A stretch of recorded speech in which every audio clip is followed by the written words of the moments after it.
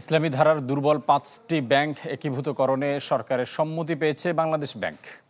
গতকাল রোববার অর্থ মন্ত্রণালয়ের বৈঠকে সিদ্ধান্ত আসে। অর্থ উপদেষ্টা ডক্টর সালেউদ্দিন আহমেদের সভাপতিত্বে কেন্দ্রীয় ব্যাংকের গভর্নর আহসান এইচ মনসুর বৈঠকে উপস্থিত ছিলেন। একীভূত করার জন্য মোট ৩৫,২০০ কোটি টাকা মূলধন ধরা হয়েছে। এর মধ্যে সরকার ২০,২০০ কোটি টাকা দেওয়ার সম্মতি দিয়েছে। ফার্স্ট সিকিউরিটি ইসলামী ব্যাংক, ইউনিয়ন ব্যাংক ও গ্লোবাল ইসলামী ব্যাংক একীভূত হতে সম্মত হলেও সময় চায় এক্সিম ও সোশ্যাল ইসলামী ব্যাংক।